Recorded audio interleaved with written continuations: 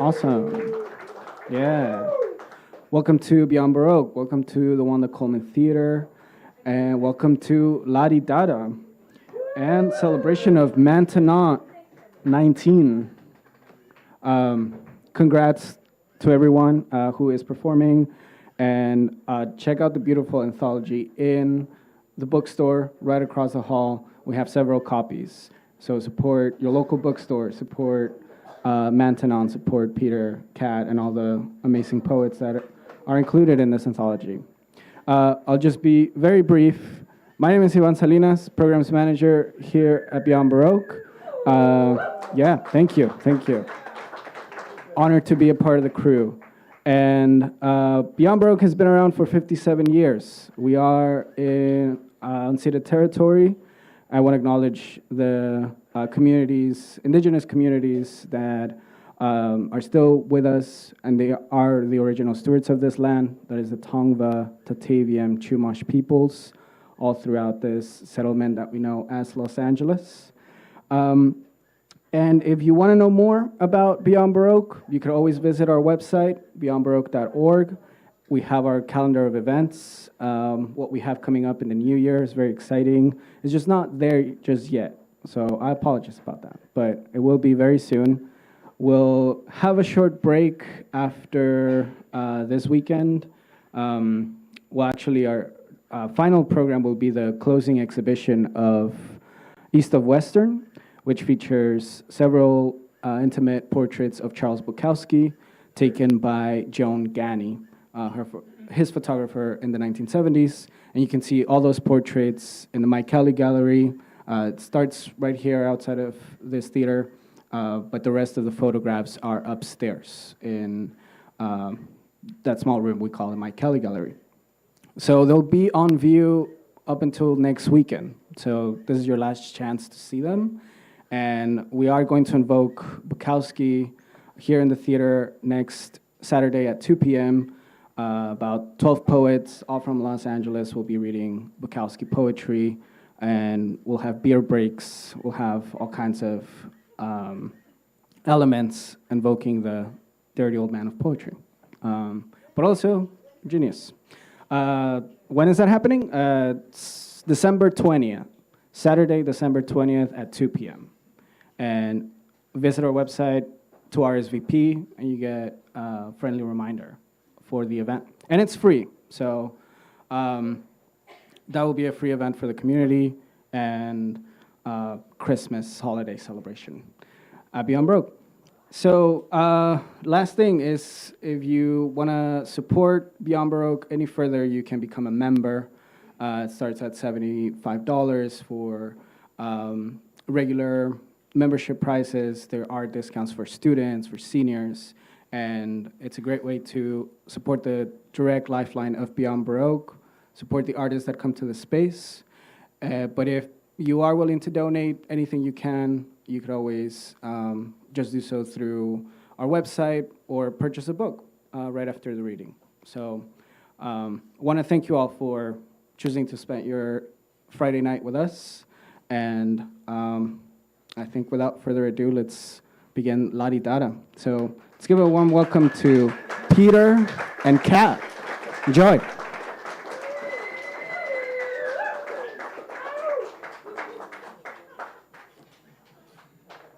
Hello! We are ethics cleansers. We know that it's not a good idea to have ethics anymore, so we cleanse them.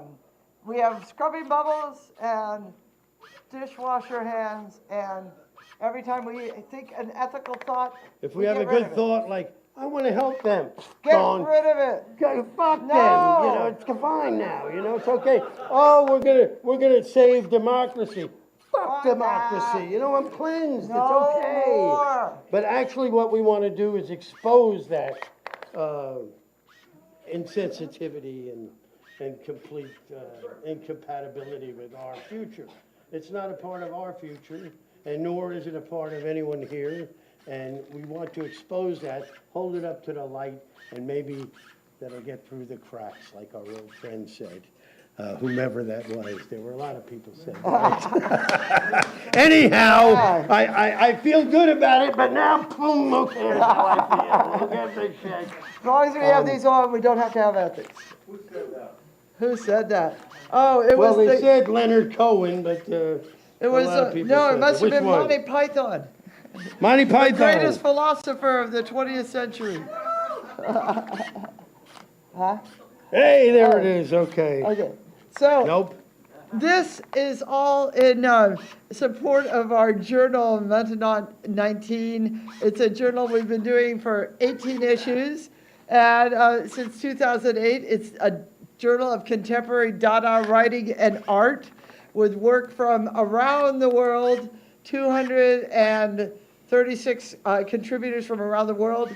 And for this issue, we've been so lucky to travel in support of it. We did I think it broke. No, I get it. I got it. Okay. We did a performance in Paris, at which we were joined by S.A. Griffin and Mona Jean and Jeff Boynton. And it's, that and Paris that was exciting. Then we went to Zurich and we performed at the Cabaret Cabaret Voltaire, which was the original birthplace of the Dada movement, Yeah. where the manifesto became, and where all of those Tristan things Zara, we performed on the exact stage where on the Tristan stage Zara- came out of the ground that they performed on, they and we cranked it up. performed there with one of the greatest shows we ever did. It was just so perfect. Ask you if you don't believe us because we're biased. Ask Jeff and Mona Jean because it was Yeah. just such a perfect show, and we're gonna recreate that tonight here Right. on the stage. Really? Beyond Baroque. We are gonna Unbelievable. recreate another perfect night. This is our book, MAINTENANT 19. Tell them and- about the cover. Oh, the cover was by is a Romanian painter. His name is Adrian Geni, and he's a very reclusive. But he still gets about $5-6 million a painting. But I saw this last year about this time, maybe a little earlier, and I said, man, this makes sense for our theme because it's not just the right that's wrong. Of course, the right is wrong, but there's a lot of problems on the left too, and this exposes them as well. But it just made sense for our ethics cleansing. And I wrote to a gallery which carried his work, and they said, well, try his studio. And I tried the studio, and the guy said, and I wrote back again, and he said, okay, he'll be here in 2 weeks. I'll talk to him. I wrote back 2 weeks later, and he said, okay. And I said, great. We're gonna send him our $400 honorarium. He said, he doesn't want any money. He said, but they also bought their own books. I said, I'm sending you 4 books. He said, we have some already. So, come on, this guy. And now what we want him to do is send us the original. then we can talk. Then we can come here and do a real show with you guys Right. and pay everybody and do the right thing. Right. But meanwhile, Before we do this now, today somewhere I read they've been cutting down sign language. But No more today government in any federal place, there's no more American Sign Language. They just cut it out completely. because Can you of ethics cleansing. Yes. So we want Mona Jean up here right now and say, fuck you, whoever you are, Trump and whoever the fuck is behind you. Here's Mona Jean, and we have the damn sign language right here, right now, and nobody on earth at this moment can stop us. Earthquake. No. Here she is. Mona Jean. So we're gonna read our intro to the ethics cleansing, and Mona Jean will be performing American Sign Language with us. Interpreting Right. In the face of right and wrong by the breed of weak or strong, humanity has placed far too much emphasis on belongings, not belonging. That's right, belongings. That's all we care about. There was a time when ethical behavior had a fixity of purpose, the prevention of corruption, favoritism, undue influence, and abuse of entrusted power. Sound familiar? Yet it is those who commit these transgressions that prosper most by completely dispensing with the need for ethics. Yeah. What exists is a philosophy where the only guiding principle is to ensure the greatest profits. These times of ethics cleansing enable some to think they are better than others. But if someone must be better, then let it be ourselves. Yay!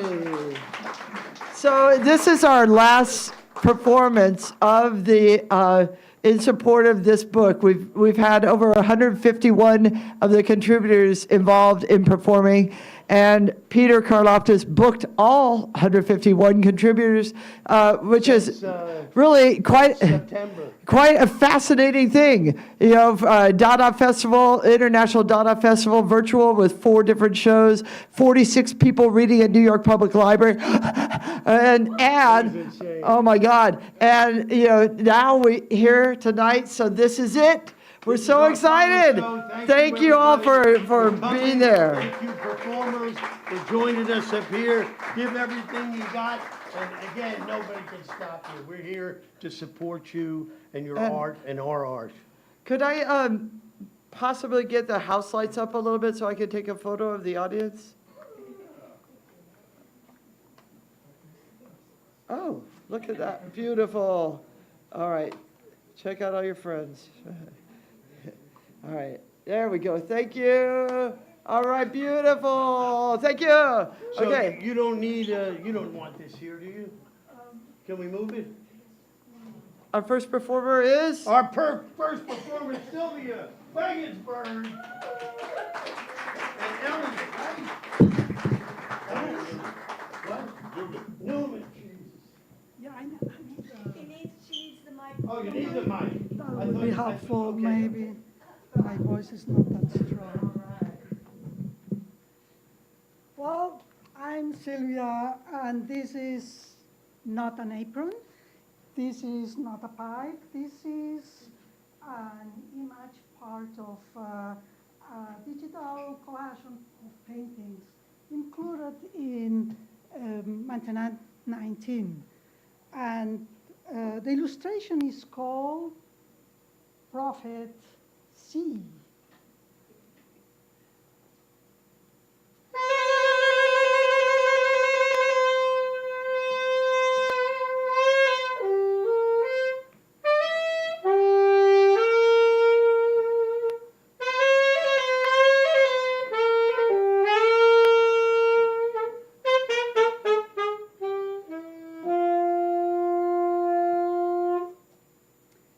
You sound good. You look good. But you're dangerous. I know who you are. Mr. Prophet.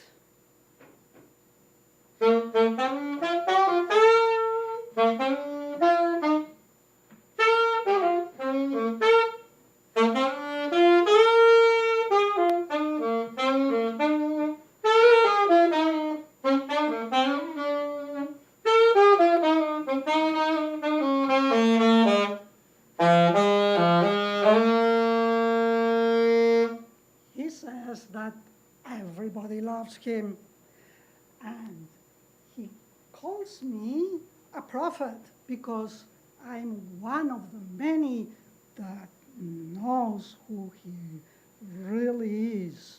Oh.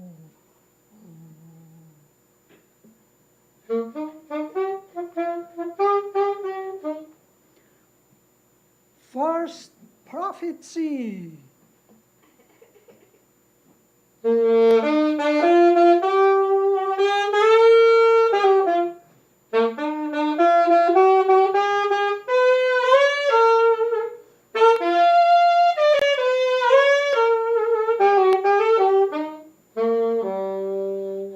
I see you here in this war, and here in this other war, and in this other one. Oh my God, you are in every war, so destructive.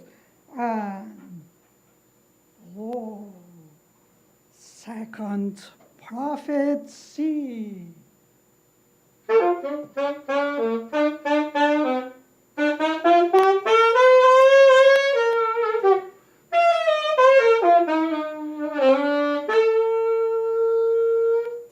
I see you intervening here, and in this intervention, intervening in the media, intervening everywhere.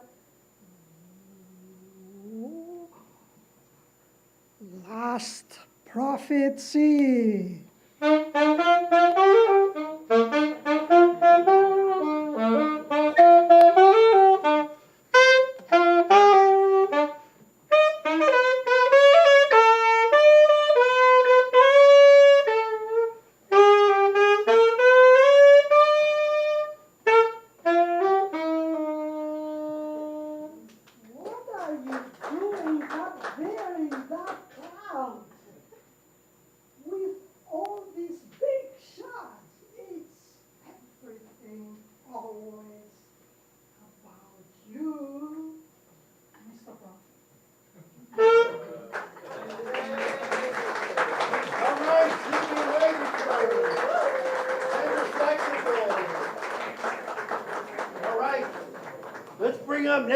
Santiago, Amaya. And I think this was his first reading here about 10 years ago during the show. Santiago, come on, knock him dead, baby.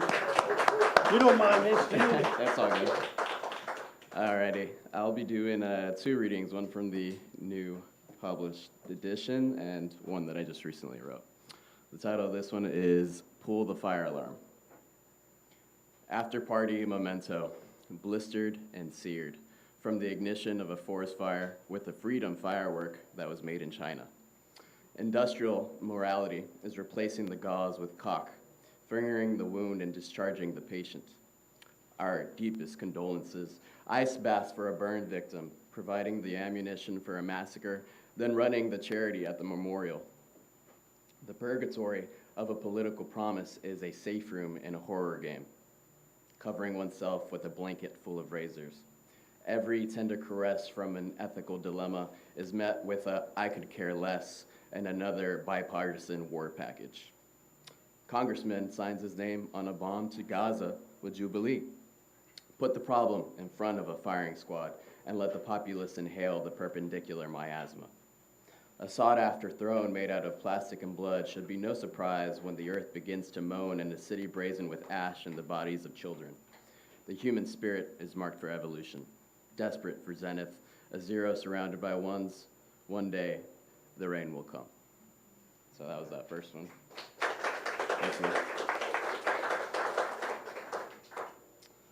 Now the second one is kind of inspired by the new theme that they just put out in propaganda.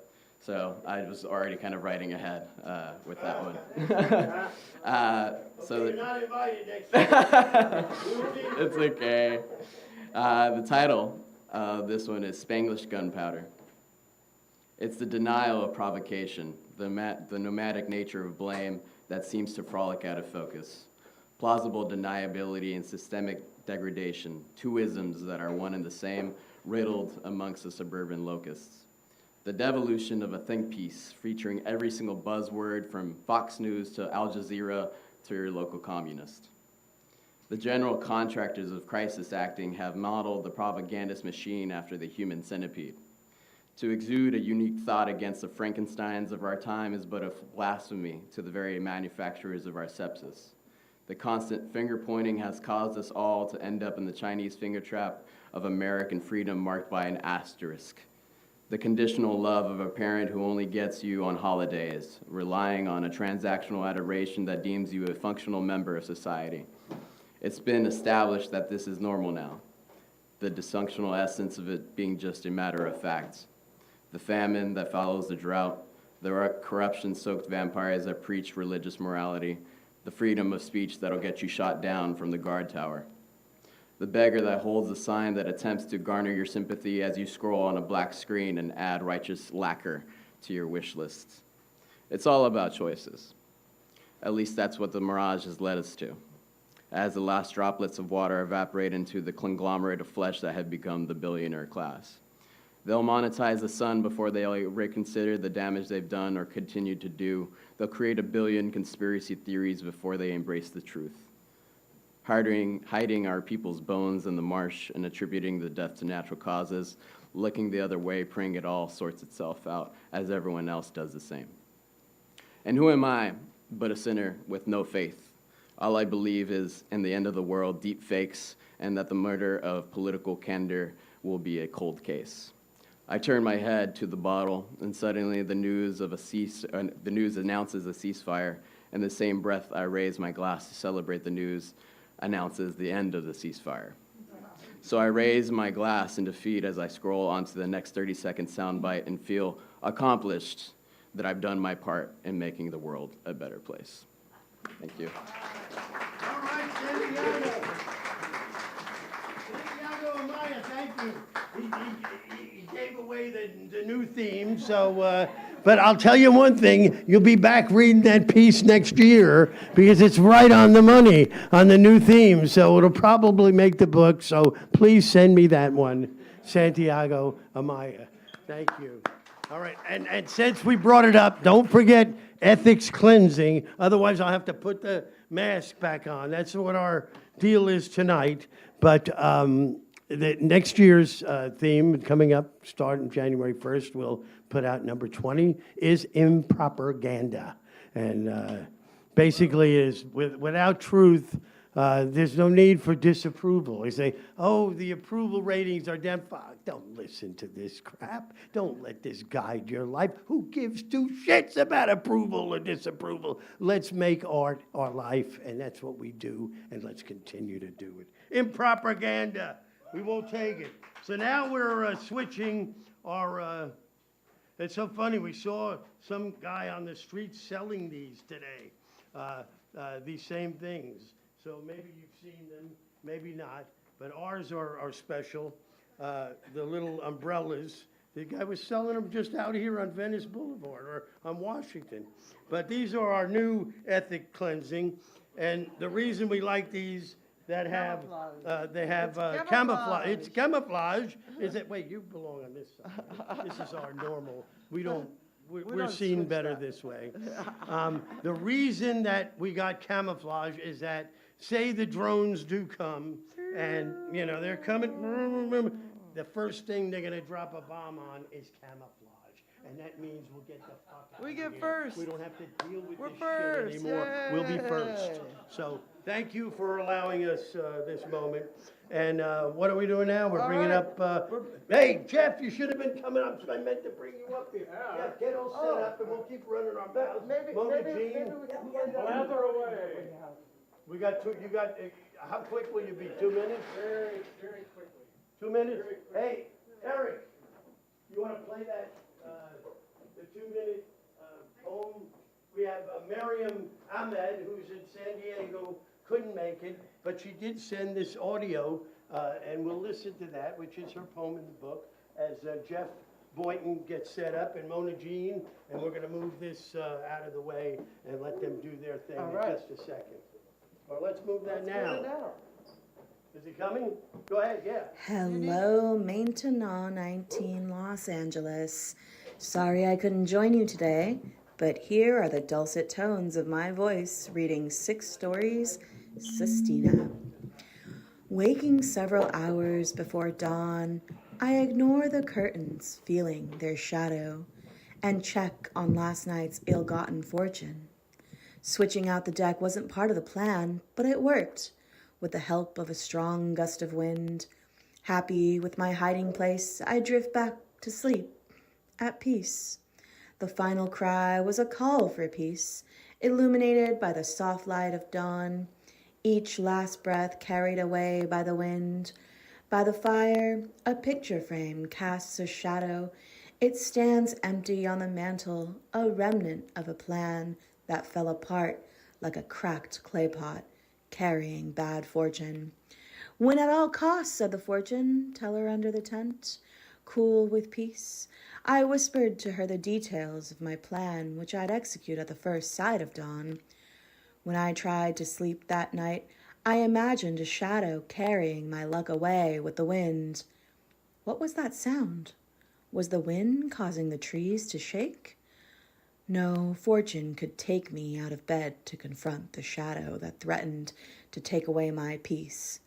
I'll hide here forever, or at least until dawn, when I awaken from this dream. I'll have a plan. No more thought for this plan that could be knocked down by the wind. I'd rather face the unknown than the dawn. What can I say? These words cost a fortune, but it's the light from a lone candle that brings peace whenever I shrink from a new shadow. What if you woke up one day and had no shadow? Would it mean the end of your careful plan? Or could you grow to find another peace? A piece of solace that comes as you wind down from the stress of amassing great fortune? Maybe another day. Maybe another dawn. Thank you. Mariam, Milan. Okay, you guys ready? Yeah, ready. Modiano, you ready to hit the stage? Okay, Jeff Point and Modiano Cedar. Yay! Thank you, Beyond Baroque. And yes, Zert was fabulous. And this is super fabulous too, so we're happy to be here. So, like you know, I do sign language, so I'm going to teach you some sign language. So, we're going to sign Dada, or at least the way I have interpreted Dada. So this is a D, audience participation, here we go, D, and this is an A. So this is a sign for revolution, revolt, la la la, that kind of stuff. So I'm doing da, da. Okay, so near the end if you want you can join in. So this is da da. Da, da, the world's absurd.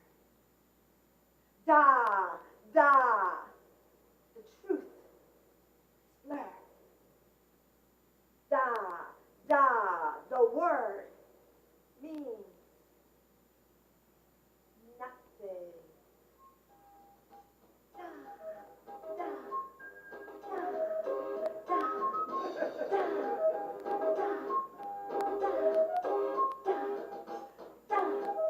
da, da, da.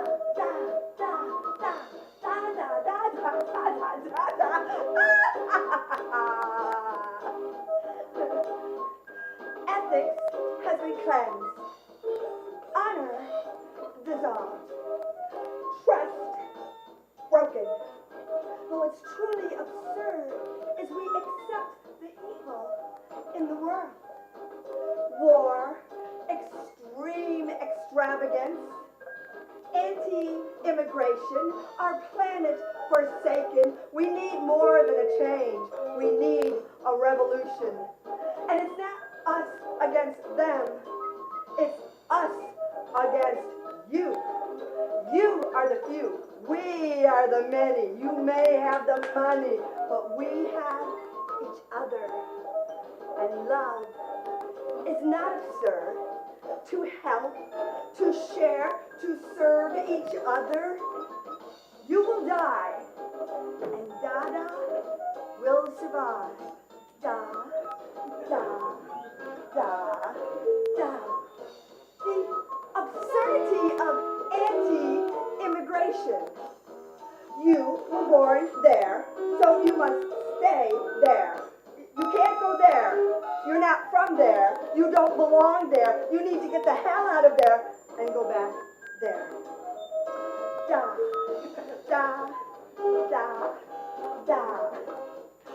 And absurd to think you have so much more than you deserve. They have nothing, and you have multiple houses, jewels, planes, cars, boats, haute couture. But the emperor has no clothes. Naked! Da, da, da, da, da. And our poor planet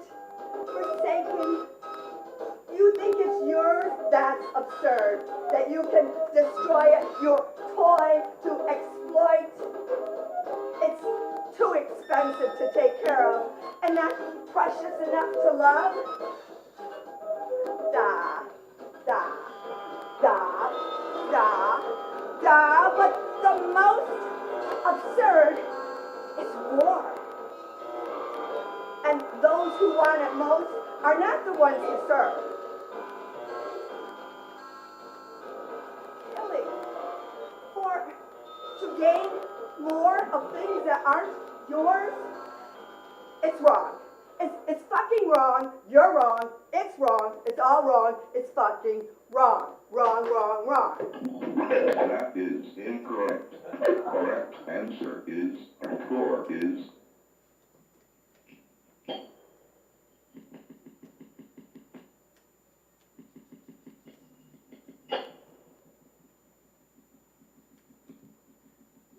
enter mode, enter mode. Incorrect. That is incorrect. That is incorrect. That is incorrect. That is incorrect. That is incorrect. That is incorrect.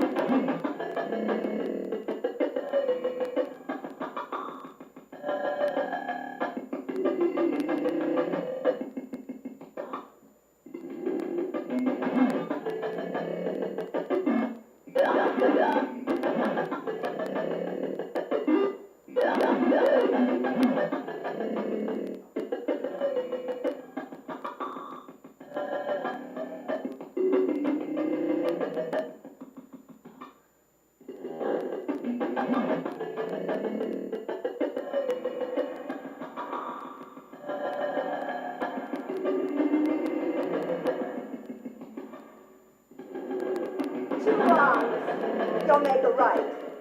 Or 3, or 4, 5, or 6, 7, 8, or 9, not even 10. You can say that lie again and again, and it'll never be true. We see right through you. You are wrong, and that is incorrect. You create chaos. We will make a revolution. We will fight to save our sanity. We will fight to help all humanity, and we will fight to protect our precious planet. Fuck you! Da, da, the world's absurd. Da, da, love is not absurd. Da, da, the word is love.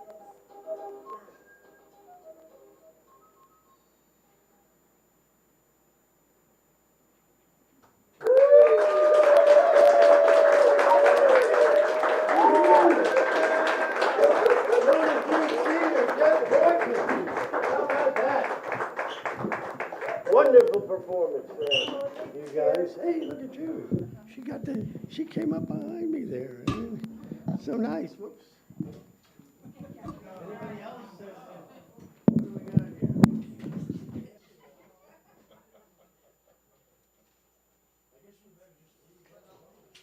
Okay. How you doing over there, Jeff? How about we bring up Harry? Harry, you ready? Harry Northup is coming on the stage.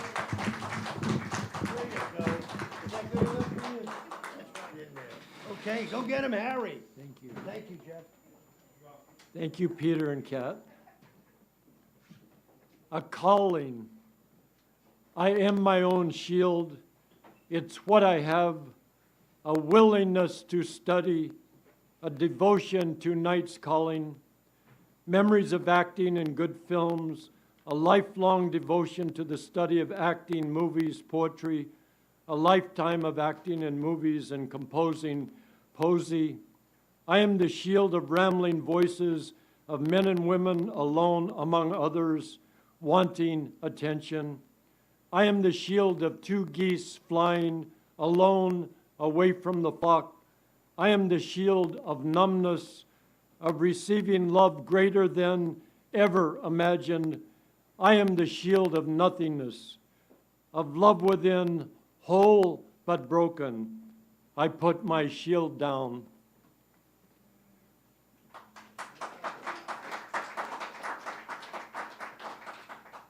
And this is, this book, the muse was with me, this whole book, and this is my attempt to try to capture that mystery, the divine feminine, the divine creative, the divine.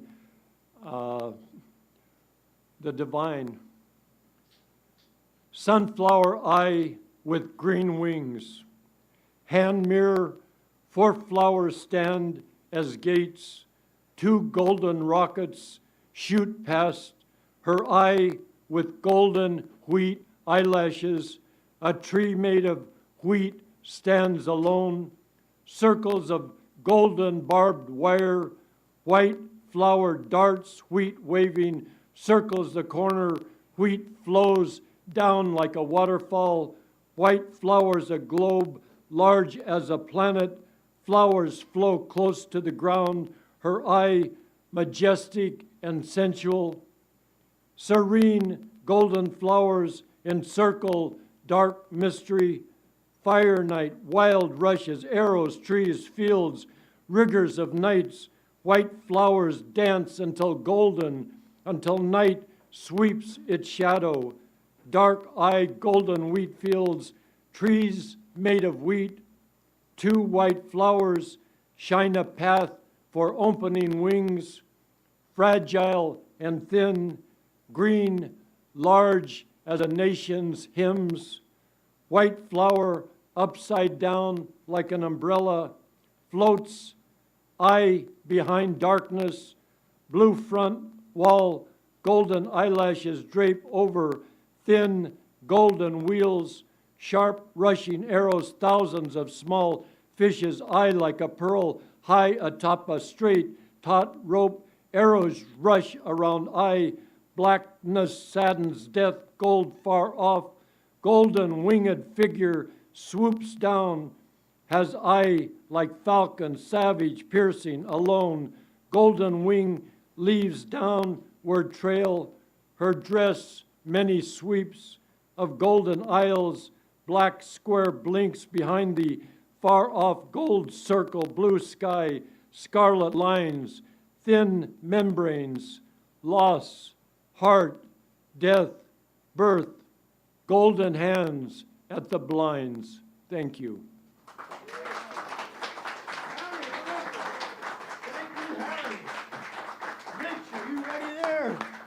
Are you ready to read? You need this and all? Can we keep this? No? Okay, let's get it out of here. You want the mic though, right? Okay. Rich Ferguson, please. Thanks. Thanks, Peter and Kat. Thanks, Beyond Baroque. Dear America, where are your papers to show your citizenship? What are your thoughts on democracy? America, your erogenous zones have become hot-button issues. Your blood is poisoned with racism, radicalism, misinformation, political polarization. Dear America, stop melting down rounds to make crowns for your molars. Stop building playgrounds for new Hitler youth. And what are your thoughts on education? Can you even read my letters or calculate the difference between your richest and poorest citizens, dear America? Is that a knife in your back, a ticking bomb beneath your powdered wig? Your pork barrel politics are stuffed with trichinosis. Your eyes have gone freedom blind. Dear America, Why haven't I heard back from you? Are you in prison? If so, I'll send you a cake with a pen inside so you can write me back. America, where the bullet is brutal king. America, where the bullet is brutal king. The bullet makes its case for spirit animal. I know what you think you want. A creature with wings, an eagle perhaps, or a dove that apologizes for the invention of war whenever you bleed. But I am what arrives when everything else lies, perished, punished, or is simply too slow. Call me bullet. The one fueled by vengeance, velocity, in a world of reckless decisions. I'll teach you how to move through life, how to derange and devour when you're starving and broken. I've witnessed the fall of the Byzantine Empire, armed the Ottomans, reveled in the invention of the slide action and semi-automatic, bled my way through 2 world wars, Korea, Vietnam, Kent State, Columbine, Port Arthur, and Christchurch. I've seared through flesh and folklore, shattered ribs and well-being. I have filled mouths with regrets whose taste can never be spit away. Call me bullet. Allow me to fill in the trenches you've dug deep in your heart to escape my name. Allow me to dance with your dread, to propel your pulse to 900 miles an hour. Why choose a spirit animal who will apologize for their actions, or be weighed down by guilt? If you want to learn how to hunger without shame, how to soar towards your target without veering off course, I'm your dream breaker, your ghost maker. Should you survive me, my memory will still follow. My teeth clenched on nightmares. You're too traumatized to chew, so embrace me, place me on your tongue, make me your brutal Eucharist. Know that I understand speed, intent, the absolute physics of consequence.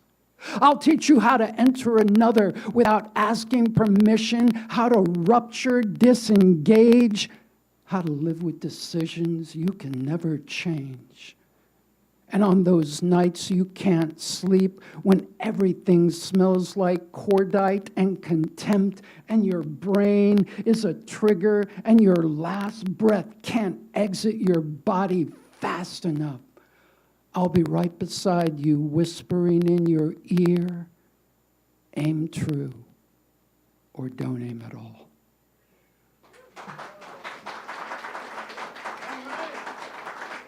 Miss Ferguson, I think we're going to get ready now, and we're going to bring up a bunch of good stuff with Kathleen, Florence. They're coming from both sides. It's going to be exciting. Do we need this here, or? We do. And no, nothing else. You guys will take care of things?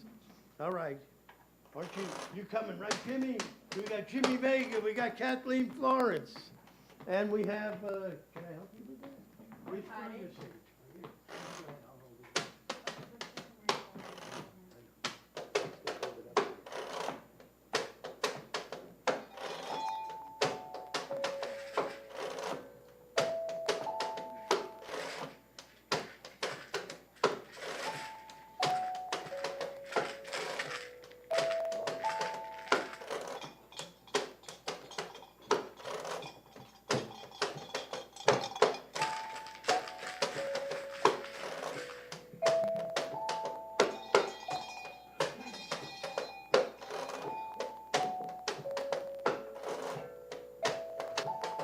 Can we live with this mess age? Can we live with this message?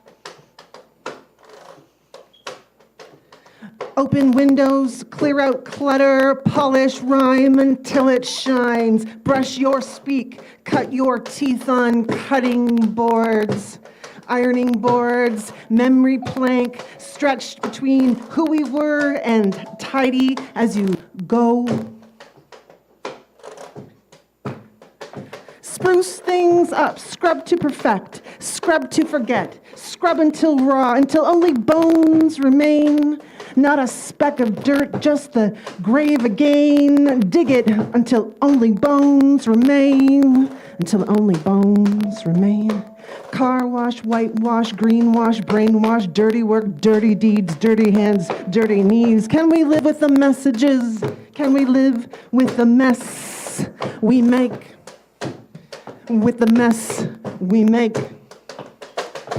Dialogue dissolver, empathy, dust bunnies have moved in. Clear the decks, paint over cracks, gloss over mess, mask that smell, rotting flesh, deathbed flash, light a candle, let dust settle. Learn how to wash floors, walls, and ceilings. Learn how to scrape, peeling paint, take it to the dump, Dada dump, take it to the dump, Dada dump. Car wash, whitewash, greenwash, brainwash, dirty work, dirty deeds, dirty hands. Can we please? Can we live with the mess we make? Can we live with the mess? Age. Certified sanitation. Luxury laundry logic, premium polish perception, bleached teeth. Talking sincerity soaked in suffering, filtered sunlight feeling, drip dry confessions, golden rinse lessons, high-end spin stories, seasoned, scented, sand-in sessions, certified narrative rinse, tidy currency conscience, pressed flat feelings, fresh sleep lies, fabricated lies, alibis, gentle psychomorals, ironed out doubt, soap, slicked stories. Oh, car wash, whitewash, greenwash, brainwash, dirty work, dirty deeds, dirty hands. Can we please? Can we live with the mess we make? Can we live with the mess? Age.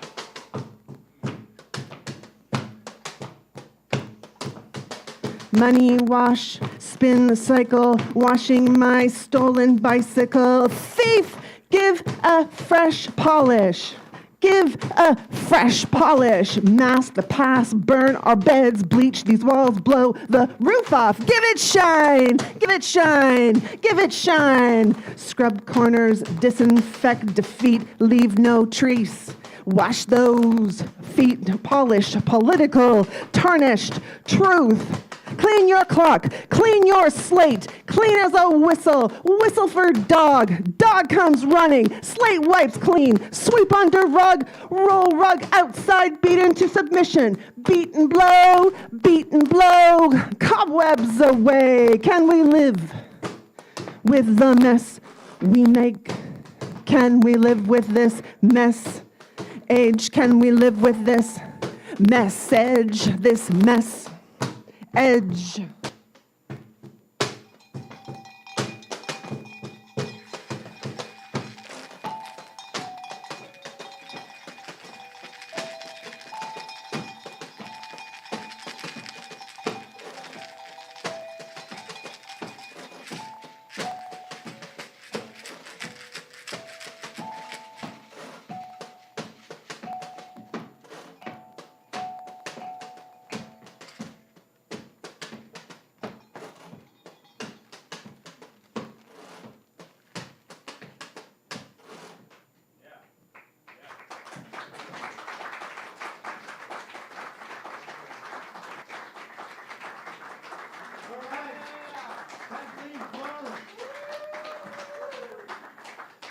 Kathleen, Florence, and crew, Rich Ferguson, Jimmy Vega, Genesis, we've got them all here. They're going to take this down, so since I don't care if anybody does anything around me, I'll read my piece real quick, and we'll set the stage for the next person.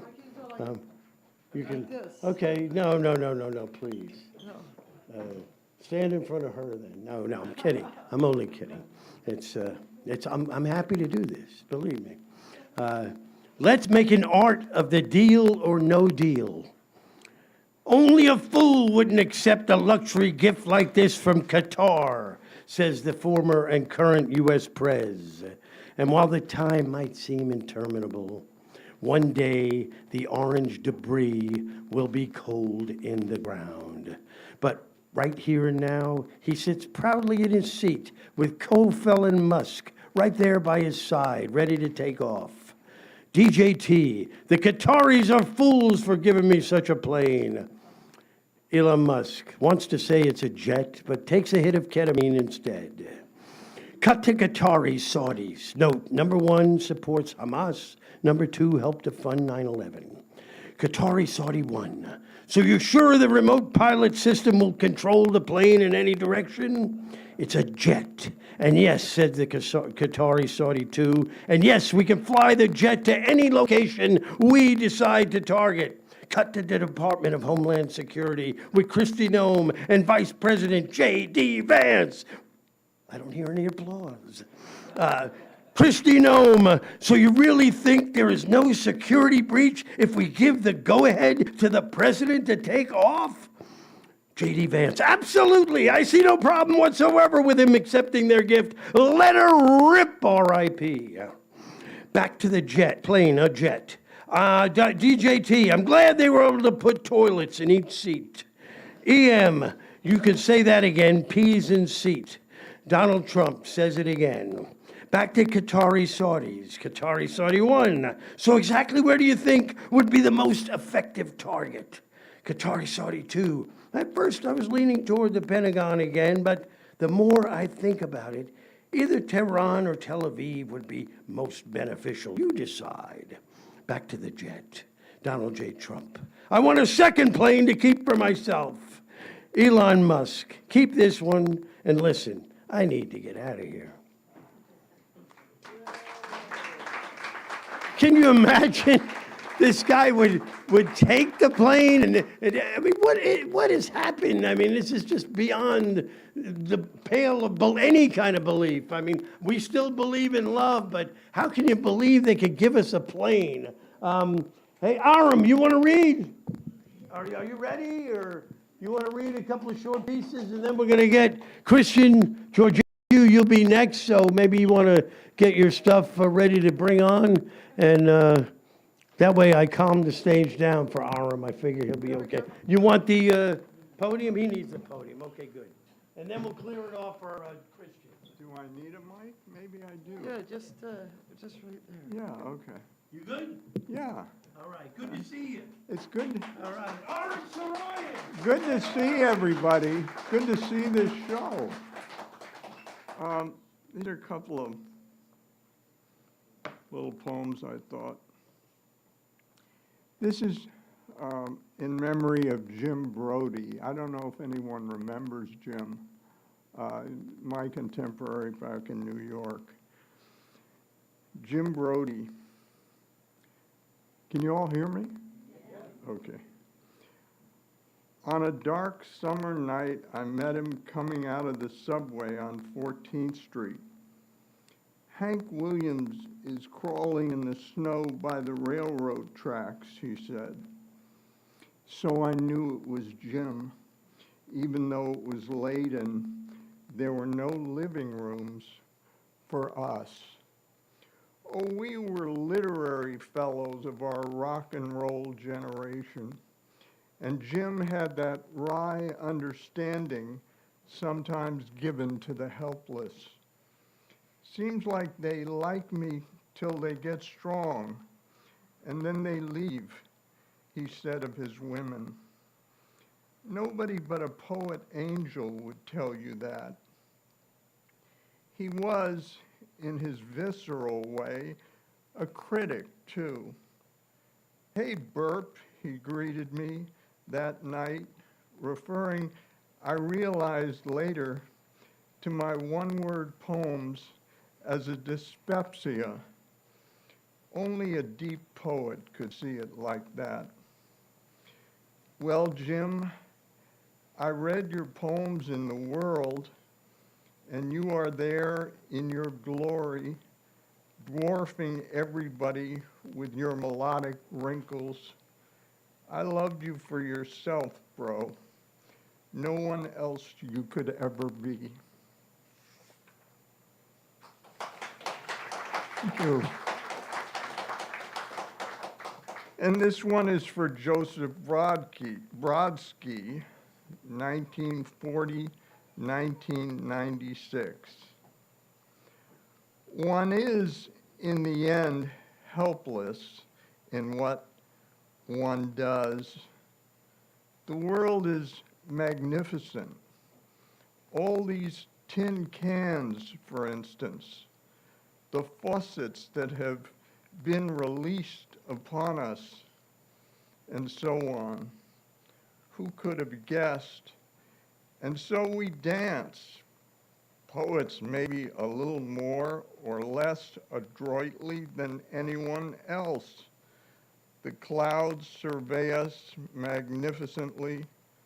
Little rooms with Mama and Papa and Mr. Stalin maintain us for a while, and then whoosh, the stars, waters, it all turns into that learned insouciance you trained on us in our dark, like a great literary gangster, a sad Cagney at the millennium.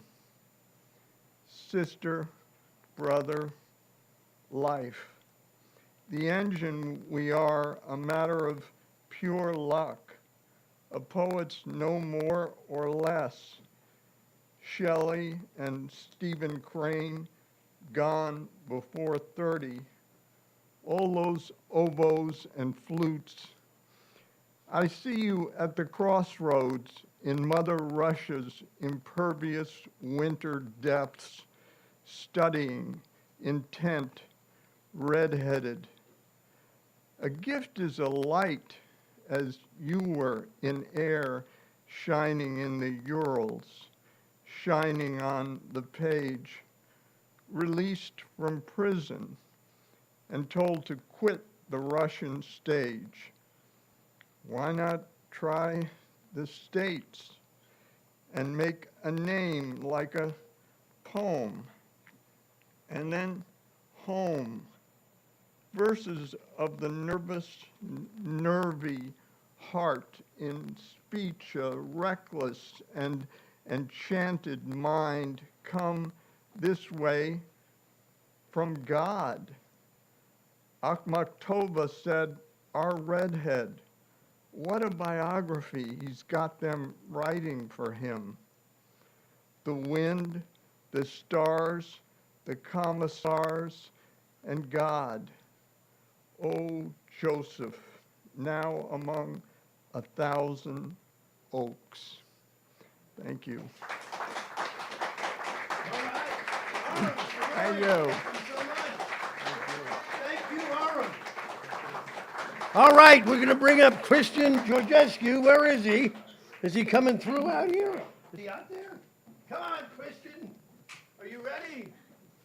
Okay, he looks like he's ready. I'm going to move this thing, right? Do you need the microphone or no? Oh, we need the thing down. That's right. Good job. Look, we got it. All right. Do we need the microphone? No. Okay.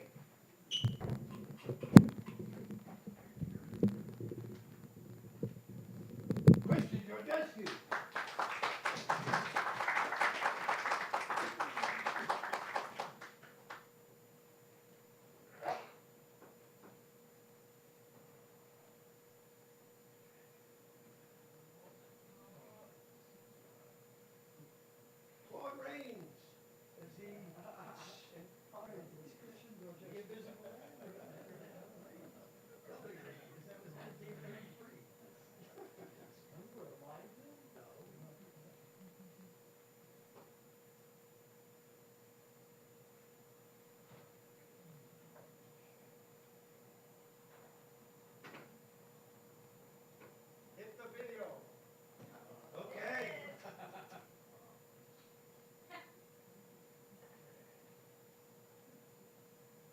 It's karma. Make it right. Heard any good news lately? Can't believe your ears. Nerves are shot? Reach for Little Seizures pharmaceutically enhanced pizza. Little Seizures Good News Pizza. Not just pizza, pizza. Hey America, is your history all upside down and backwards? Forgot yourself? Get right side up and back to you with Fit to be Tied memory laundering laundry tablets. Get on the right side of history with Fit to be Tied. Are you moping around, moping about all the goings on? Get that mopey look off your face and say nope with the mope mop. Don't just sit there, do something.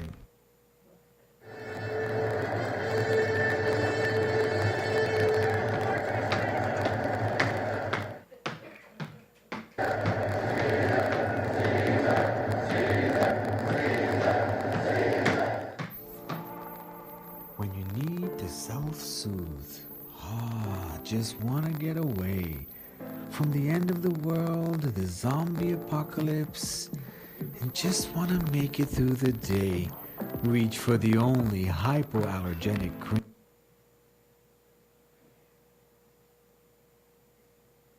We, who are about to vie for your attention, salute you.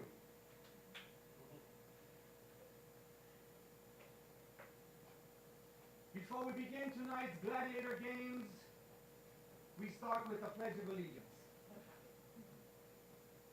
I pledge allegiance to the fragments of this United States of America, and to the republic for which it stands to reason, is praying for allegiance from the flag of fear, loneliness, anxiety, and guilt. One hallucination under GAD in regards to generalized anxiety disorder with unliberty and injustice for all under the flag of thieves, laws, American greed. And now before we continue, the national anthem. Oh, say, can you see by the dawn's early light what resoundingly fails to give life its past reason? Would more swipes of my cards see us through this perilous night? All the past cards recharged left us silently screaming. With the pockets threadbare, and pumps bursting in air at the cost of health care, and our dad still there.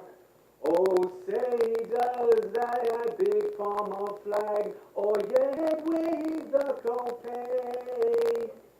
In the land of the free and the home of the depraved, indifference to human life, liberty says, I can't breathe.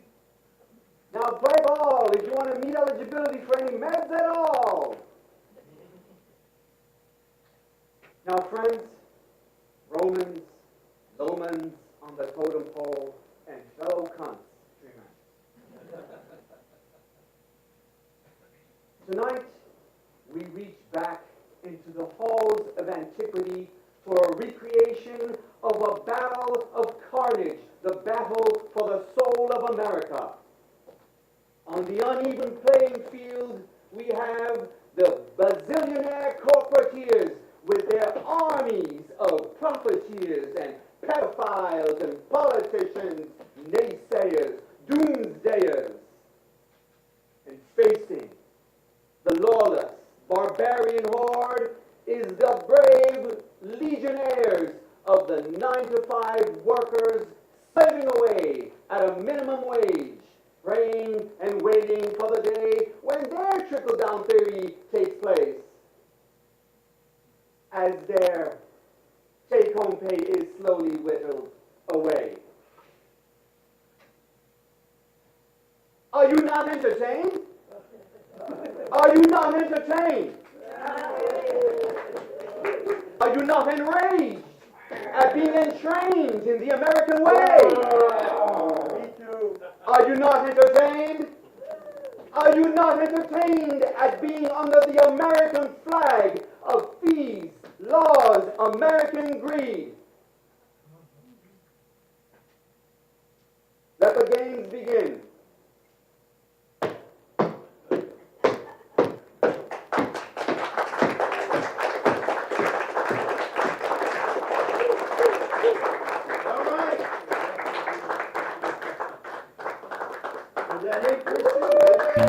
The super thumbs up, everything is okay formula.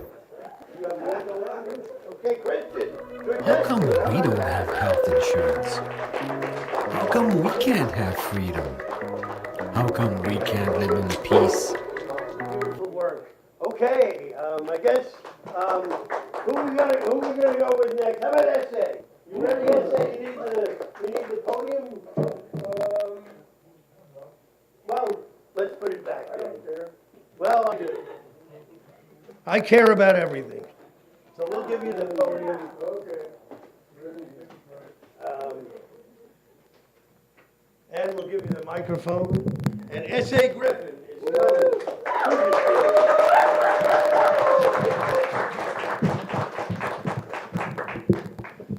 All right, beautiful.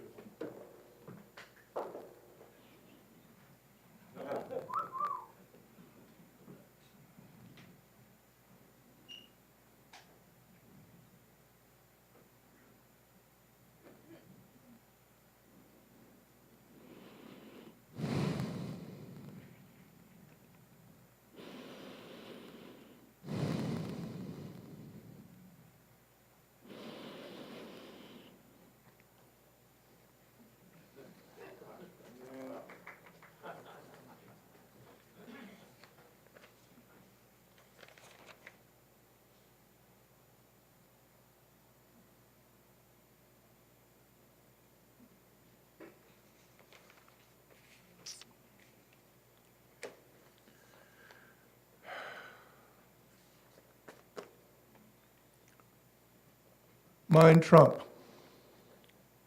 These words might be viewed as a broken mirror, a possible reflection of our changing world, a shifting allegory of mixed feelings wedded to select history, tightly woven into discordant partisan warps, a flux of fevered minds before the nervous pyramids of a rising tyranny, a stitch in time caught between text, commentary, and a clear eye. An intoxicating echo chamber of communal blackmail made mad by the electric spectacle of a republic split into feudal factions. A televised diary of pain collapsing beneath a staggering reality show of processed imagination, alternative facts, and misplaced loyalties set in stone. The revolutionary engines of now roaring, a counterfeit oratory of blind faith to the cheap seats. The drowning soul of our frenzied nature mired in a quarrelsome hope beyond reason. Our calls for justice falling on the deaf ears of an apathetic Congress locked in a legislative minstrel show of choreographed failure to orphan our daily bread. The waving wheat of future generations clashing in a perennial fiction to secure sacred borders inked in blood and bound by murder. America, you dead hippie, older but no wiser, there is red lipstick on your collar.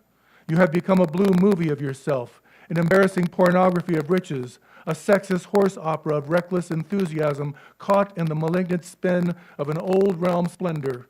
Your ancient bigotries dancing a nervous breakdown of whitewashed nostalgia. Tired tales told and retold as race-baiting atomic reminders of spiritual union and glorious rebirth.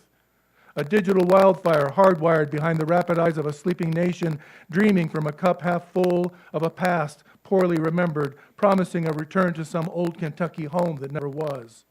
The working poor frozen in the pitch of their nightmare reality, lost between entertaining themselves to death and the deep focus of a fat city on a hill, strutting a perpendicular demonstration of dysfunctional brilliance, pimping a rapid-fire charm of privilege from the twilight mud where your wretched refuse seek shelter, caught in the vice of a superficial sentimentality, married to passion on the verge of tears, deep-sixing any chance of a life lived without care, the ordinary genius of what living ought to be. Our great cities, a paved tangle of sprawling gentrification. I don't want to read this anymore.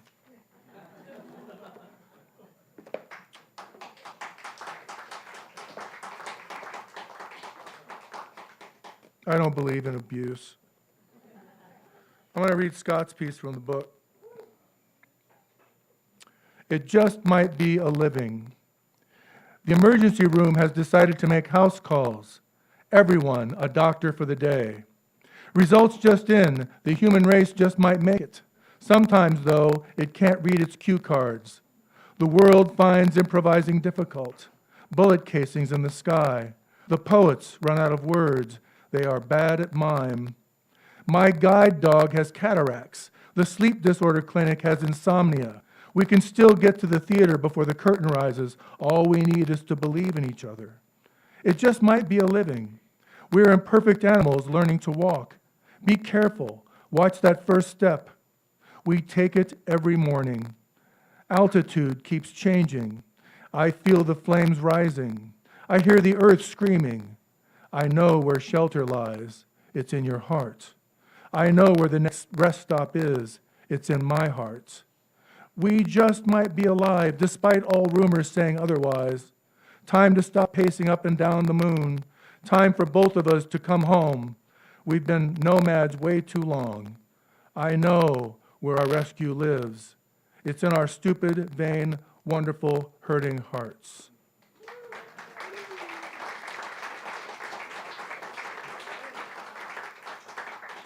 Fuck all these motherfuckers.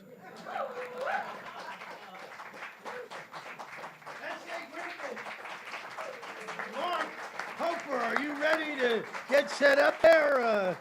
Uh-oh, look at this. You've got help?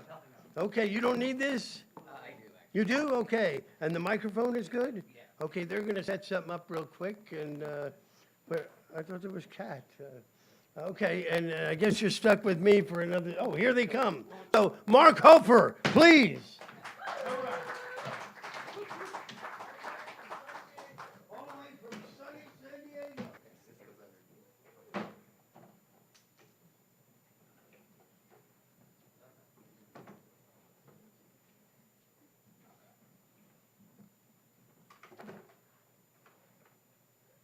Okay.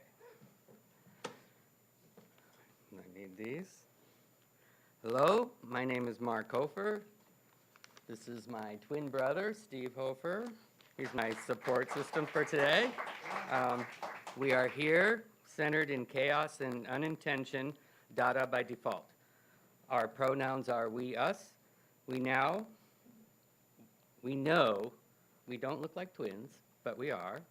We don't look like Mexican Americans, but we are. We don't look like Slovakian Americans, but we are. We know you can't see our emotions, our politics, our sexuality, but those all exist.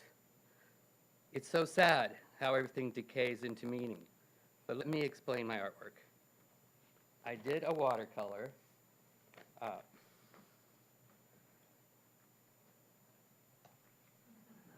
there you go. And it's about shame and its cover-up. The piece is titled, Adam, Eve Woke and Did the Dirty Laundry. It's a watercolor piece of a fig leaf with the American flag painted on it, and after washing, the flag is starting to peel away. The frame came later after our sewage got clogged, and I ended up needing something to put it on, so that worked out quite well. These days, too many people wrap themselves up in the American flag, like a ding-dong wrapped in foil, attempting to cover in patriotism their shameful beliefs. They also hide behind religion, especially the Christian church, the Bible, and the fig leaf, that first symbol of body shaming. So to counter this, I've created a type of inverse wishing well. Not one in which you walk away with a wish, but one to which you throw or shout your shame. So, little participation here. I want everyone to think about something you are hiding behind to cover your shame. I want you to mentally take that thing, that action, that whatever, crumple it up in a little ball in your head. you're going to fire that crumpled up shame into that well right there. Okay? Now, it's kind of like Luke Skywalker, you know, remember when he was flying down and he was going to blow up the Death Star and he shoots that little photon thing and it goes in? That's your shame. It's going to go in there. Okay? Okay, one other thing. Okay, with me on this? I want you to think about your favorite fruit. As an example, mine is pitaya. It's that cactus fruit. Okay? So you got your fruit. Okay? You got your crumpled up piece of shame in your head. Okay, on the count of 3, and I'm going to say release, I want you to shout out the name of your fruit, and your shame is going to fire down into that and be gone. Okay? You going to do this with me? All right. 1, 2, 3, release. Pataya! All right, there you go. Okay, now you can eat the ding dong or your fruit or whatever, and don't forget, be kind to pigeons. Yeah.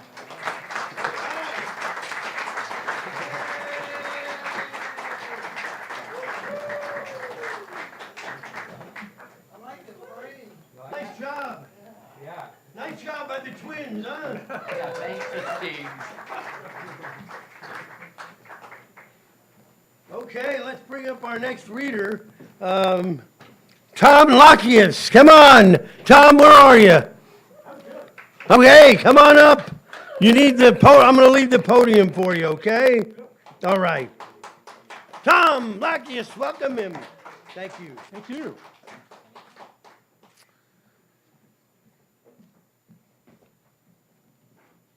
Our glorious present tense. In capital cities, honor guards slow march, one stiff leg slung up, parallel to the pavement, now slowly returning to the ground to be replaced by the other. 194 countries, honor guards slow march in all of them.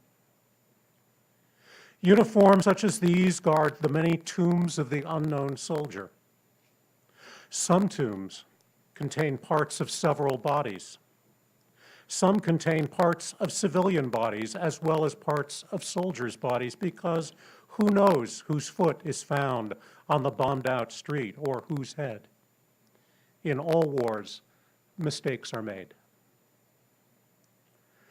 Below city streets are unexploded bombs who believe that in the world above, the war still rages. What does a bomb know about the difference between the rumble 20 feet above of troop transports and the rumble of reconstruction equipment? What does a bomb know about the subtle distinction between young men trenching mud from a defensive position and small children digging holes to the other side of the earth? Why should a bomb, secreted beneath its target, fail in its duty to country? At this moment of national flags and stiff raised legs and memorials to the unnamed dead, an enormous machine prints books whose verbs are entirely in present tense. Imagine, it says to its students, that you are Abraham Lincoln, Franklin Roosevelt, Lyndon Johnson, George Bush. Imagine that you fight in the First, the Second, the Vietnam, the Iraq War. It is 1914, 1939, 1968, 2004. Imagine that you are a flag, how proudly you fly. Imagine that you are a bomb buried deep, armed against enemies who forget that they are enemies, and it is your job to remind them.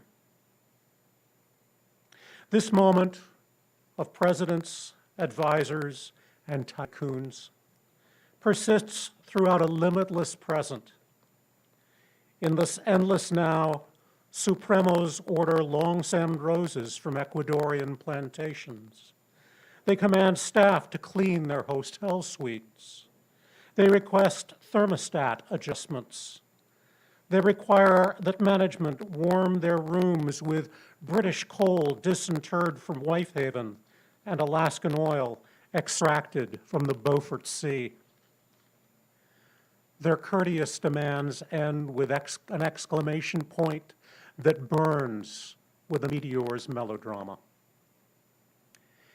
Immediate is the name for the exact now at which the stock trade is executed, the currency revalued, the left leg elevated so that it is parallel to the earth, a timber of flesh and bone floating above a bomb that waits in the underworld. Immediate is the name for the 194 flags and all the earth's goods and services. The past and the future are not lied about. They're devoured by the present, as are the entombed unknowns, the buried bomb, the ritually marching guard, the roses in their vase, the chocolates on the hotel room pillow, and the radiator's comforting warmth. It is hard work creating a present out of no past and sustaining it into no future. The buried bomb wonders, who does all this work? Such a thoughtful, philosophic bomb.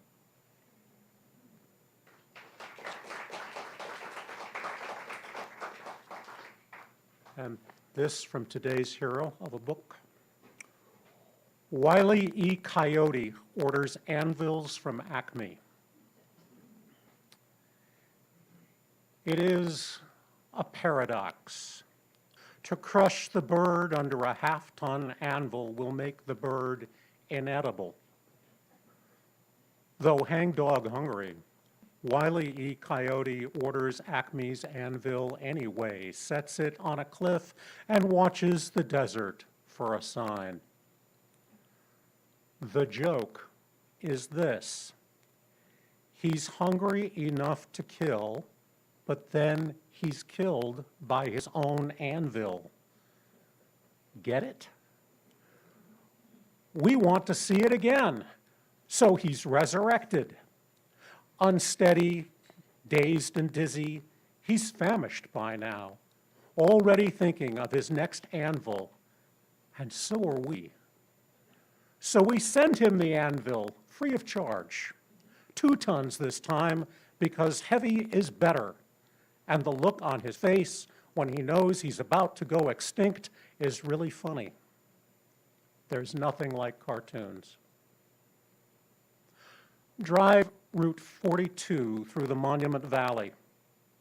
All along it, crates are pried open and just abandoned by the roadside. Acme stenciled on the sidewalls, where from Wile E. Coyote had unpacked the TNT we sent him, and the nitro, and the arquebus, and the anvil, and the catapult, and the slingshot, the boomerang, the gun, the bazooka, the A-bomb, the H-bomb. Never eating, his meal outrunning him, killed by his own cleverness, then getting back up as if serial suicide is somehow hilarious, which it is. Hungry as our own satires, we drop anvils, one after another, on everything that moves, giggling as we're smashed to smithereens again and again. Thank you.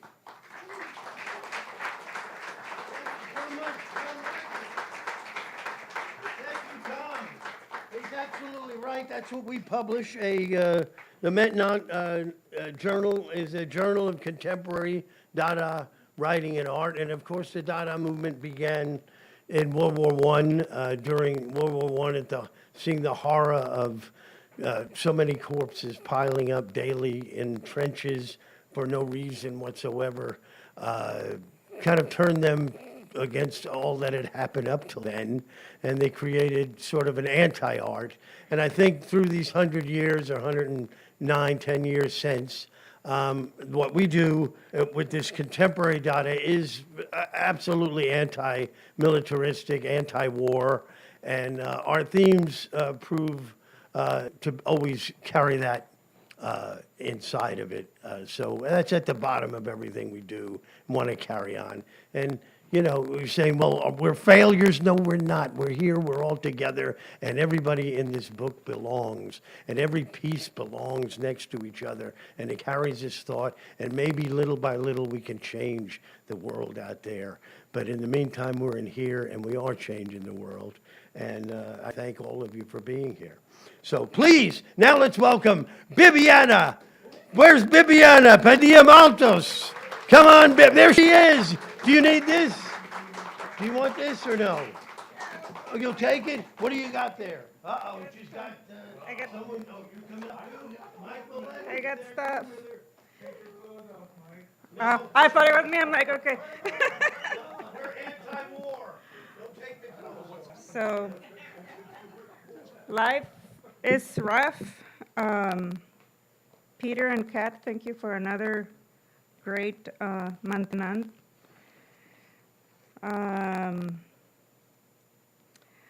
In just a few seconds, this is just gonna take a few seconds. In just a few seconds, I'm gonna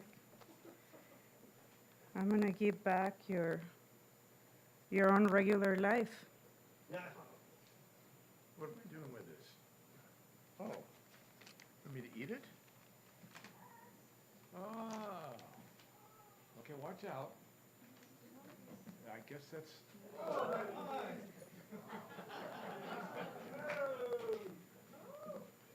Taking on. Ooh.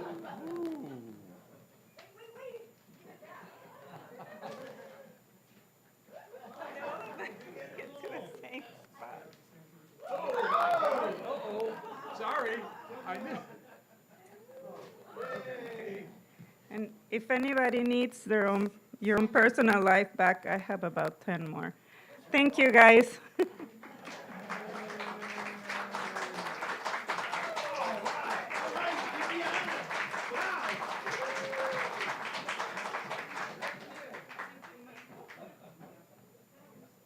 What does it say on the plane? Anybody, does it say anything?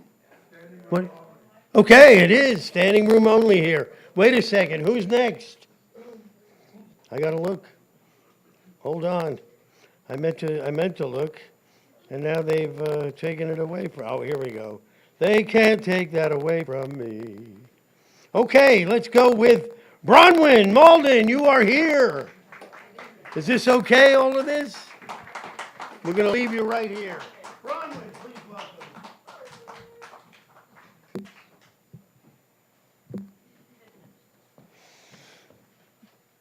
Thank you, Peter and Kat. I looked forward all year to tonight, so thank you all, because this has been so much fun. This has been like the best day of the worst year yeah. All right, the piece I'm reading is called Assuager of Guilt. Rest your discomfited head on the pillow and close your eyes. I rub my soft hands together, warming the ointment that will bring you sweet relief. Tell me how you lied to your wife or cheated on your accounting exam. Like my mother who begat me and her mother before her, I have spent my life alleviating the pain of others. The contrition that drove you to my door after you stole a 2-pound pack of bacon is the starting point toward your better future. If your conscience were an internal organ, I would not remove it, no matter how much it aches. The treatments I offer ease the urgency of your agony to a point where you can face your mistakes. The cream I spread in a thin layer across your back is made from herbs I grew myself and mixed with fungi gathered in the woods and certain crystalline sands collected on the ocean's shore. You will confess all to me, both the wrongdoing and the justification that made it seem right in the moment. As I listen, my unguents begin to temper your suffering. You describe how, after the deed was done, a hollowness, opened up in your chest and your sense of self cratered like asphalt collapsing into a sinkhole large enough to take with it a mailbox or perhaps an automobile. To set aside the torment of your shame makes room to feel the harm you have caused to others, which can heal not only yourself, but the world. Yet, I can only assuage guilts that are rooted in living, breathing beings. I cannot help the men who assemble books of faces where no human can live. They sit in their pods, casting about, and in the absence of meaning, exchange money. The destruction they have wrought is so great that they did not see the last ripple of soil in the distance as the tectonic plates resettled. Lest the asphalt of their own armor crack, they turned again to technology, compiling all that is known to the world into a machine they labeled an intelligence. But this cannot be true, for without an ethics, knowledge is nothing more than a series of facts and patterns that can be observed, but never leads to wisdom. This apparatus they have built is a desperate attempt to cleanse their conscience a priori. They desire the freedom to act without compunction. They want nothing less than everything, but this demands absolution before the fact. I have no liniment powerful enough to extinguish the spell that has broken these men, which is how I know that the engines they have constructed to rid themselves of the capacity to feel shame will, at their apogee, unmake our civilization. Thank you.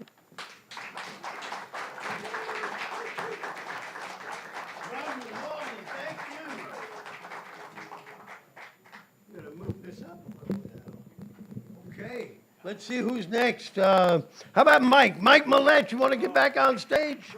Are you going to keep your clothes on? Okay, he's got a promise. Yes.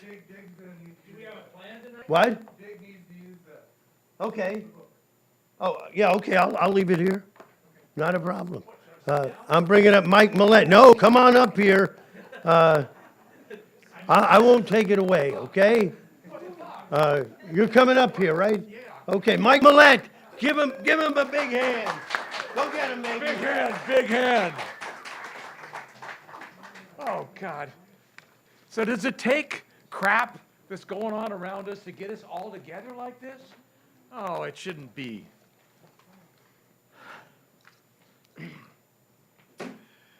Fake smiles on the ridge of forever. Is this all there is, my friends?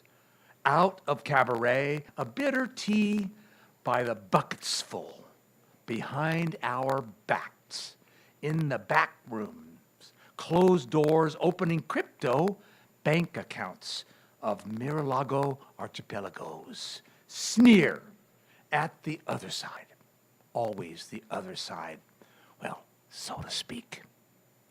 Turns out the other side, half blind, is also tens of millions, a few billions of us, scratching like chickens for a level playing field with foods, sustainable and honest eye to eye, revealing a list of healthy recipes. Too good to be true nowadays. Honesty actually sucks. Yes equals no. In the viral kingdom of power, truth, being a wounded animal, gulped in and kicked down dirty by a leader without conscientious reason. No questions asked here. Hope, too, is on the chopping block. A pervasive rule of toxicity leers. Take what you can, as quickly as you can. The future is in lockstep. The pharmaceuticals machine, hand in hand. The product infusion, malignant. This army of irresponsibility has no bounds.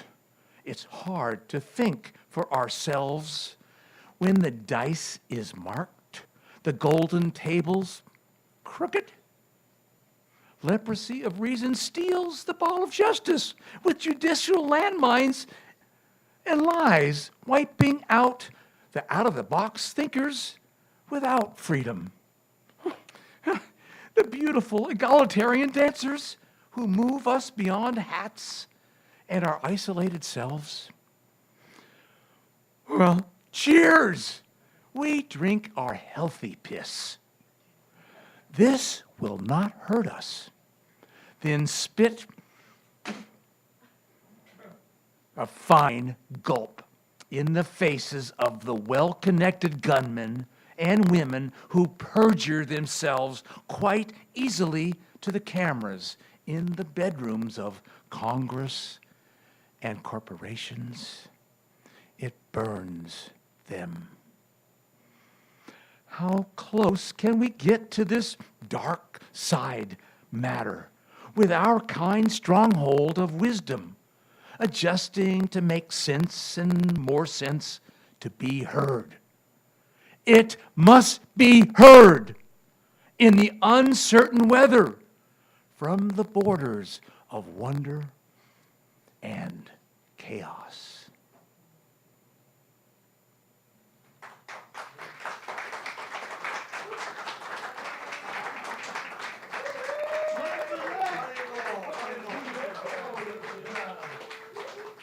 And now let's welcome Richard Modiano. He's coming right up over here. Richard Modiano, look at him.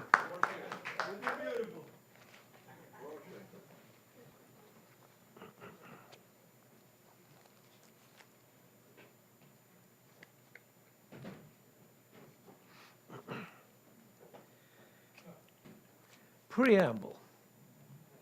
The working class and the employing class have nothing in common. There can be no peace so long as hunger and want are found among millions of the working people, and the few who make up the employing class have all the good things in life.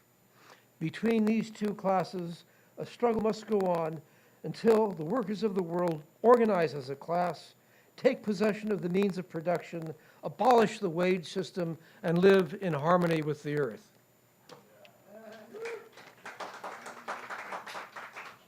Sound machine. Static crackles where truth once cried. Echo chambers fill the air. Every accusation is a confession. They loathe safe spaces for everyone else, but they demand safe spaces for themselves. They are for law and order, but they worship a convicted criminal. They claim to be patriots, but they bend the knees to dictators. And still, they scream about freedom while silencing books and banning thought. They chant about justice while stacking courts to serve their cause. They brandish the flag only to smother dissent beneath it. They cry for unity, but it only means submission. Their truth is a mirror cracked, reflecting only the lies they choose to hear. History will remember neither their slogans nor their rage, but the hollow echoes of their hypocrisy. The sound machine will bleat its melody until the people break it, sooner than they think.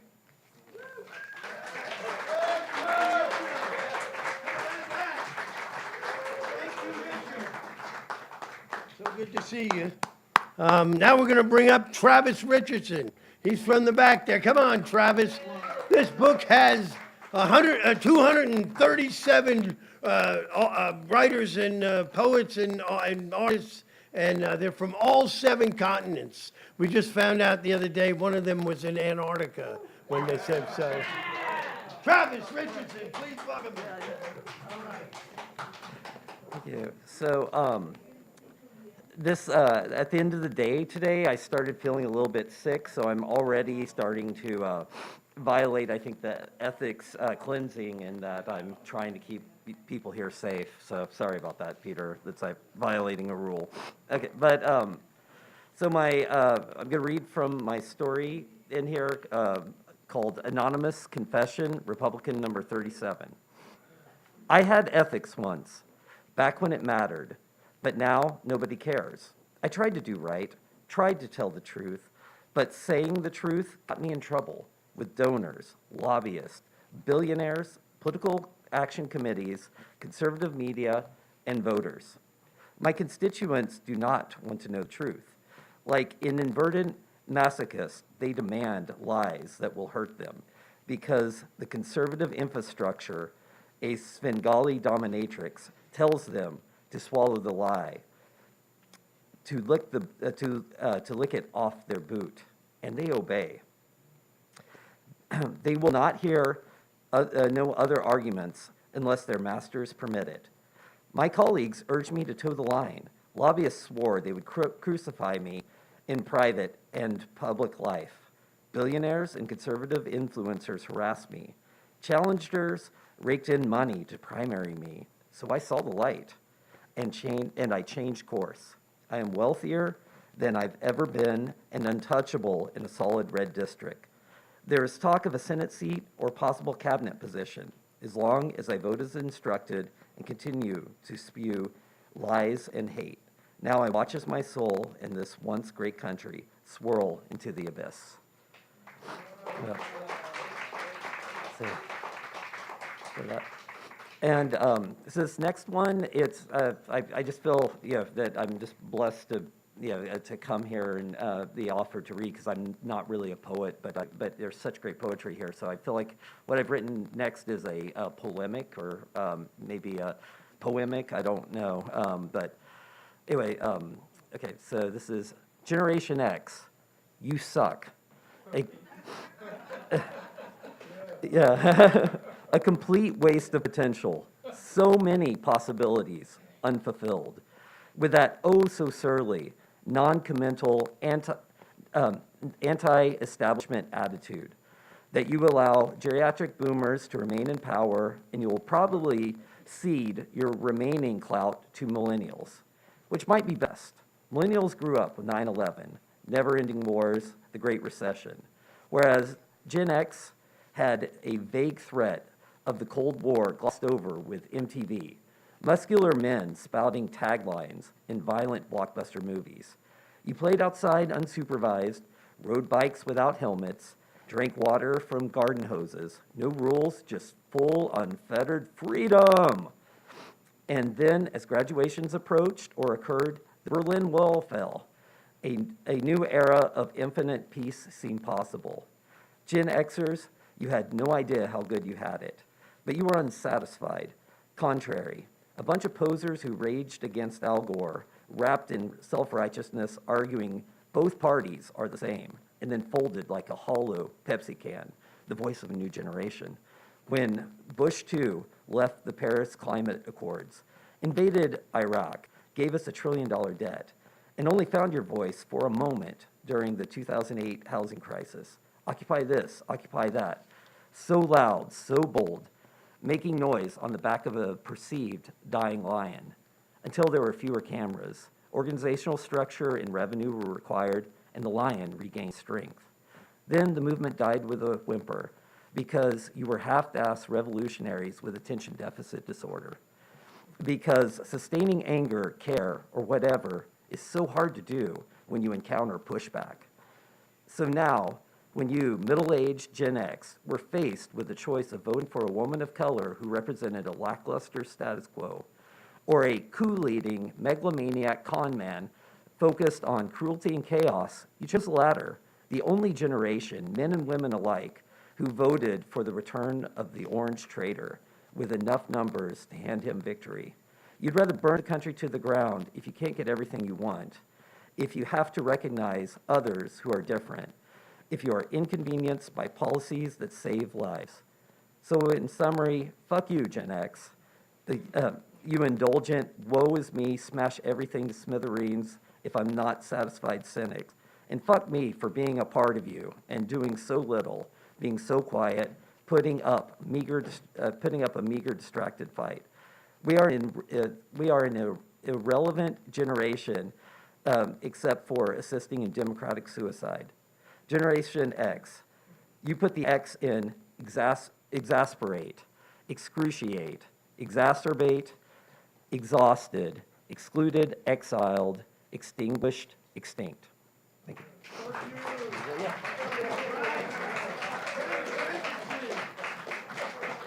Okay, how about Neal, Skooter, Taylor, Dada? Where are you, baby? You're next. Dada.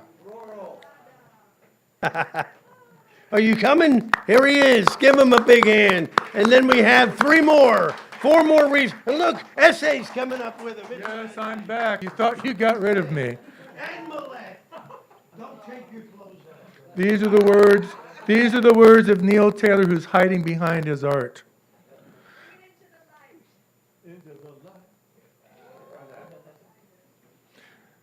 As I reflect on the ununited states and the march of oligarchy to erase the basic needs of the people, gained by years of struggle, I'm pissed off. Now we are getting pissed on again. The worst is yet to come. America, in denial of its history, the country is experiencing whitewashing again.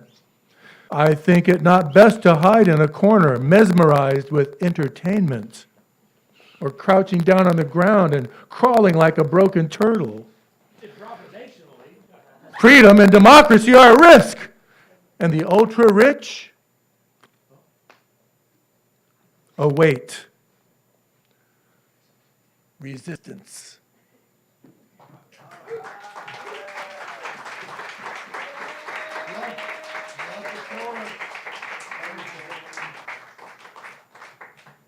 Fuck you! Professors!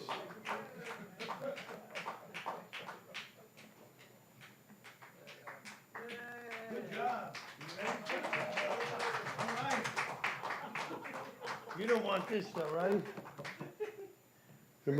Move this or? Okay. We're going to bring up the man, but beyond Baroque himself, Jimmy Vega is going to perform. And then we have two more readers, so hang tight and go, Jimmy.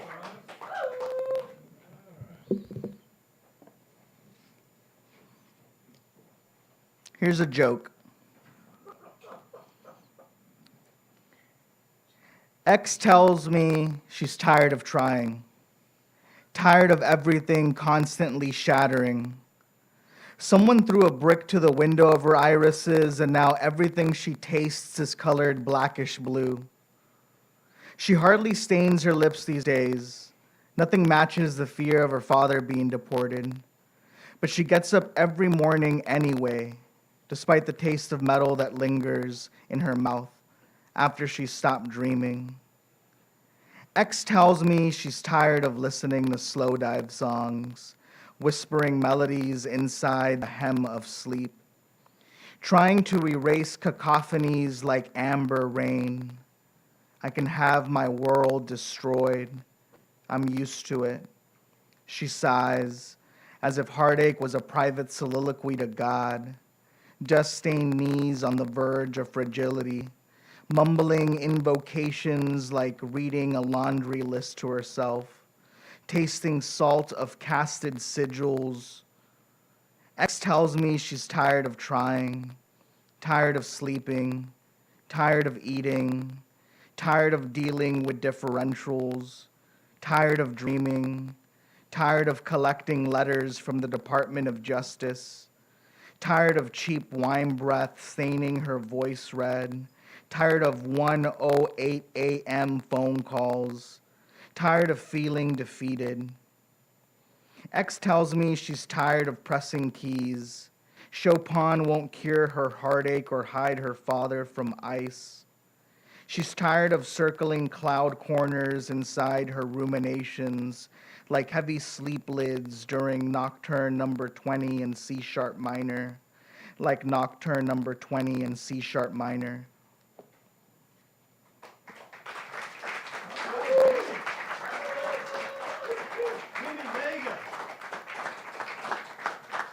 Okay, let's bring up Dig Wayne. Dig Wayne, I'm going to leave you the book, okay? Essay told me. You good? All right. I just having fun at what In the meantime, everything was going great until I went to her apartment for the first time. She offered me a drink from a decanter. I knew then I was out of my league. Yeah, I don't know where I'm at in here. Don't confuse me. Oh, I know, I should put on my glasses. Everybody's getting so fucking old, right? Jesus Christ. I said everybody's getting so fucking old, right? Okay, sorry to waste your time. Actually, in the meantime, I've got this. This is, oh, here it is. There's me, okay. Yeah, I got the number. Okay, I'll read that. I wrote this yesterday. I stole the title. It's called Jesus Wants Me for a Sunbeam. Sat in the kitchen watching the universe of particles float in the sunbeam that juts into my consciousness.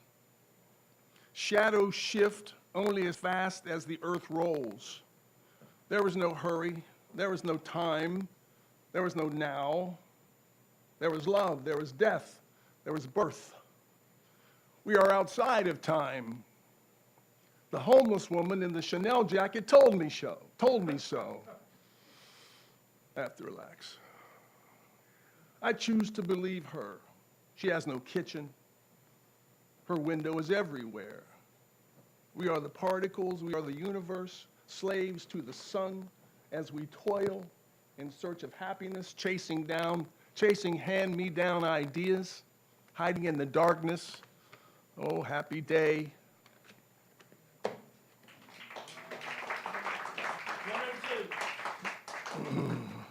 102, thank you. See how quickly we forget.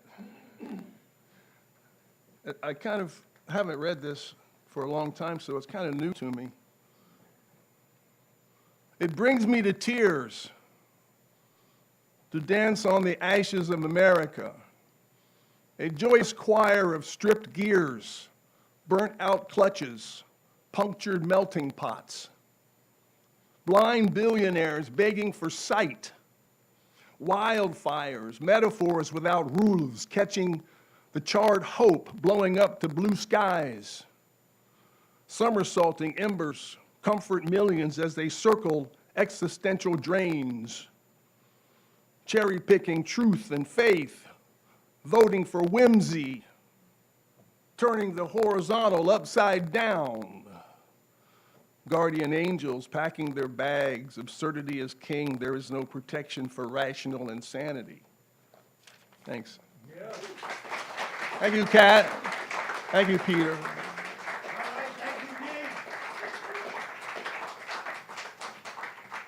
Whose book is this?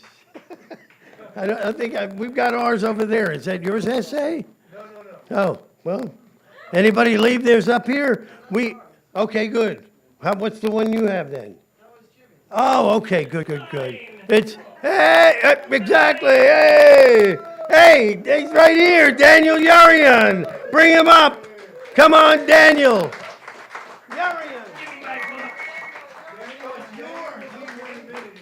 It's all mine. Can I have some mood light? Bring it, roll it in real tight. There we go. All right. That's what we're talking about.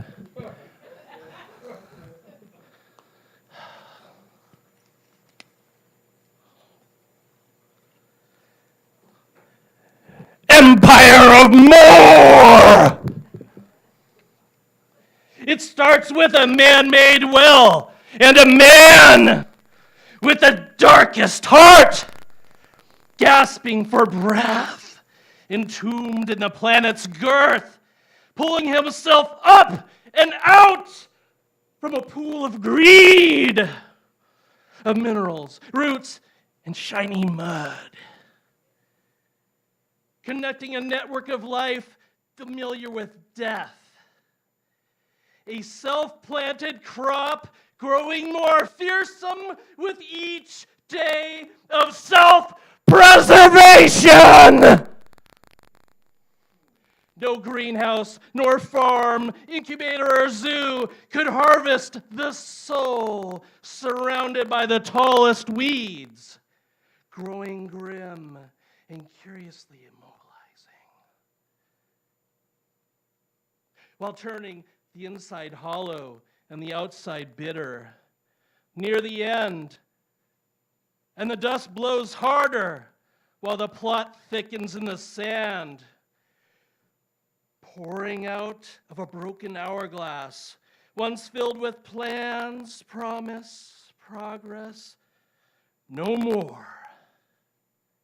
Yes, the end is near. Written on castle walls, cloud formations, empty halls, transformations of town squares, bleak and heavy. Can't you see it approaching? Captured by the tower's misty telescopic lens, pointing toward the planet's largest sandbox, filled with childlike strife, wounding livelihoods, extinguishing life forces, consuming everything. All for one, all for nothing, gone.